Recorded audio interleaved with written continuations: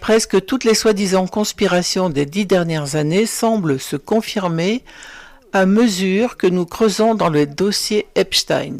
Ce soir, nous nous penchons sur la question des laboratoires biologiques ukrainiens, dont on nous a répété à maintes reprises ces dernières années qu'ils n'existaient pas.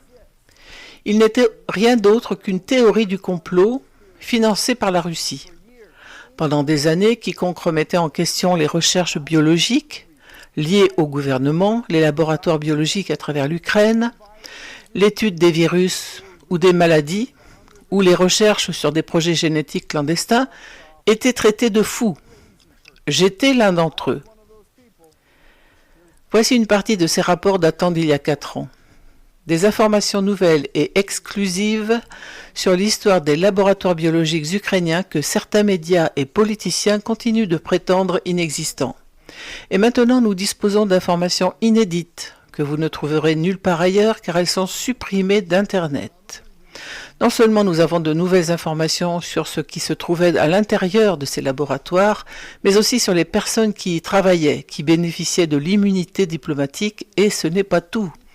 Les personnes vivant à proximité de certains de ces laboratoires au cours de la dernière décennie ont contracté le choléra et même la grippe porcine. De plus, ces laboratoires ont-ils un lien avec le renversement du gouvernement ukrainien en 2014 ?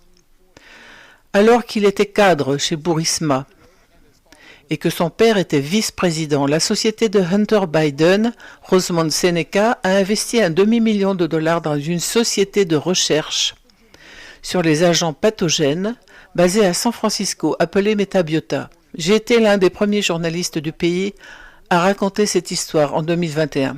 Hunter Biden a présenté Metabiota aux responsables de Burisma afin de négocier la création de laboratoires biologiques en Ukraine. Au cours de cette période, Metabiota a également reçu $24 millions de financement du ministère de la Défense, dont une partie était destinée à des projets de recherche ukrainiens. Bien que le gouvernement américain et ses partisans dans les médias clament haut et fort que l'existence de laboratoires biologiques américains en Ukraine est une invention russe et une théorie du complot, le Pentagone et d'autres responsables du gouvernement américain ont par la suite admis qu'il existait 46 laboratoires ukrainiens pacifiques dans le pays. Ce soir, les emails d'Epstein prouvent une fois de plus que ce qu'on nous avait présenté comme des complots n'en était pas. Ces complots ont bien eu lieu et ils étaient encore pires que ce qu'on pensait. Bien pire. Regardez ça. Des emails montrent qu'Epstein était très impliqué dans les laboratoires biologiques ukrainiens, discutant avec des scientifiques d'expériences génétiques à faire soi-même, notamment l'implantation d'embryons, la modification du sperme et ce qu'on appelle le biohacking avec des scientifiques. Maintenant, considérez ce que nous voyons ici. Ces expériences incluent la modification du sperme, mais pour faire quoi? Nous ne le savons pas.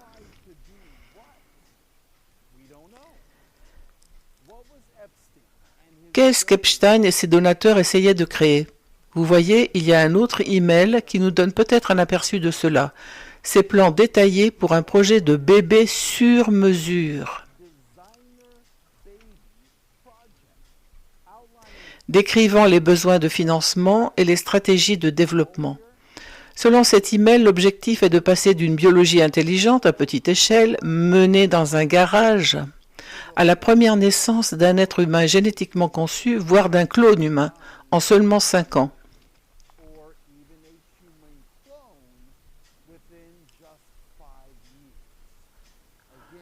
Encore une fois, pourquoi cela se produisait-il? Et plus précisément, pourquoi en Ukraine? En fait, cette partie est facile, car ce type de recherche est inhumain, contraire à l'éthique. Et surtout, illégal aux États-Unis et dans la plupart des pays occidentaux. C'est pourquoi tout cela se passait dans des endroits spéciaux, comme l'Ukraine, où cela pouvait se produire, mais aussi dans le plus grand secret. C'est pourquoi un autre email explique la nécessité du secret.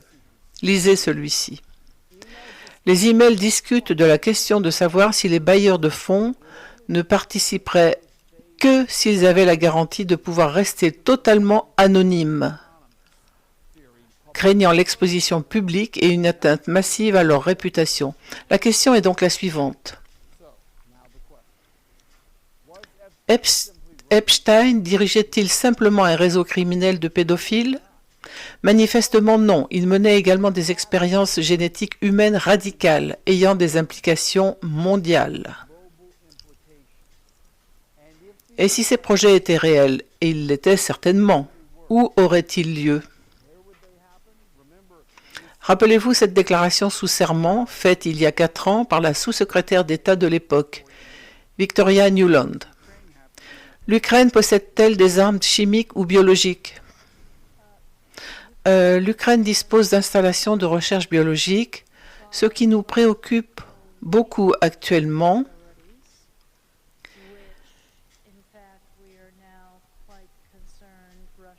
car les troupes russes, les forces russes pourraient recourir à cette technique russe classique qui consiste à rejeter la responsabilité sur l'autre alors que c'est ce qu'elle prévoit de faire elle-même. Une fois encore, à l'époque, les questions concernant les activités secrètes des laboratoires biologiques ont été rapidement rejetées comme étant de la désinformation russe. Mais aujourd'hui, à la lumière de l'intérêt avéré d'Epstein pour les expériences génétiques et de l'utilisation manifeste des laboratoires biologiques en Ukraine pour les mener à bien, il ne s'agit plus d'une théorie du complot.